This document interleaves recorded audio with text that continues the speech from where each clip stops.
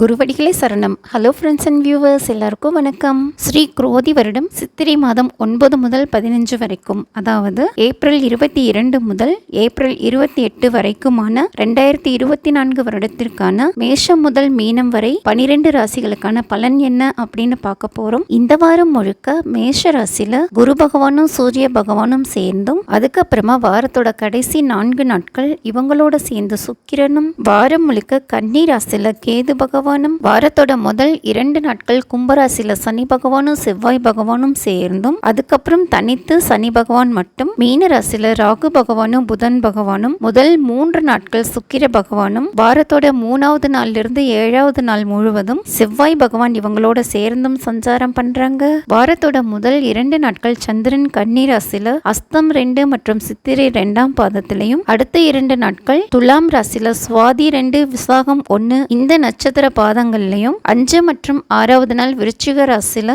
அனுஷம் 1 கேட்டை 1 பாதங்கள்லையும், 7வது நாள் தனுசு ராசியில மூலம் 1ஆம் பாதத்திலையும் சஞ்சாரம் பண்றாரு. திடீர்னு பார்த்தா வளர்பிறை சதுர்த்தசி, பௌர்ணமி, தேய்பிரை பிரதமை, மறுநாளும் தேய்பிரை பிரதமை, தேய்பிரை துவிதியை, தேய்பிரை திருதியை, தேய்பிரை சதுர்த்தி அப்படின்னும், யோகம்னு எடுத்தா ஹர்ஷனம், வஜ்ரம், சித்தி, வியதிபாதம், வரியான், ஃபரீகம், சிவம் அப்படின்னும், கரணம்னு பார்த்தா கரசை, பதிரை பாலவம், கௌலவம், கரசை, பதிரை பாலவம் அப்படின்னும் இந்த வாரம் முழுக்க அமைப்புகள் இருக்கு. இந்த அமைப்புகள் 12 ராசிகளுக்கும் எந்த மாதிரி பலன் அப்படின்னு தான் இந்த வீடியோல பார்க்க போறோம். வாங்கி இப்போ வீடியோக்குள்ள போலாம். இப்போ நம்ம பார்க்க போற ராசி ரிஷபம். இதுவரைக்கும் உங்களுடைய ராசிக்கு 10ஆம் இடத்துல சனியும் செவ்வாயும் சேர்ந்து சஞ்சாரம் பண்ணிக்கிட்டு இருந்தாங்க. 2 நாட்கள் கழிச்சு ராசிக்கு 11ஆம் இடத்துக்கு செவ்வாய் பெயர்ச்சி அடையறாரு. அதனால தொழில இதுவரைக்கும் இருந்த தடைகள் சரியாகும். பல கிளைகள் கொண்ட நிறுவனங்கள்ல வேலை கிடைக்கிறதுக்கும் வாய்ப்புகள் இருக்குங்க. ஒரு சிலருக்கு 2வது தொழில் மூலமா நல்ல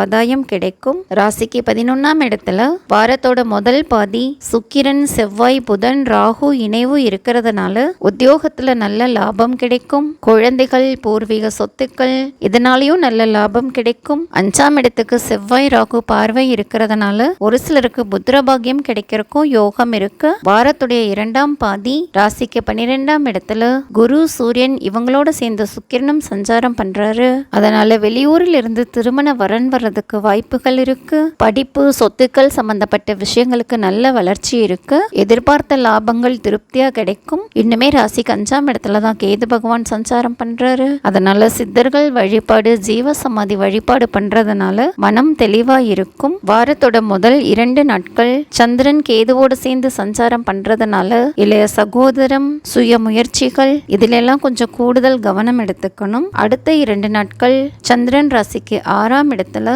குரு, சூரியன், சுக்கிரன் பார்வையோட இருக்கிறதுனால படிப்புக்காகவோ, வண்டி வாகனங்களுக்காகவோ, சொத்துக்களுக்காகவோ லோன் அப்ளை பண்ணியிருந்தீங்கன்னா அது சாங்ஷன் ஆகிறதுக்கு வாய்ப்புகள் இருக்கு.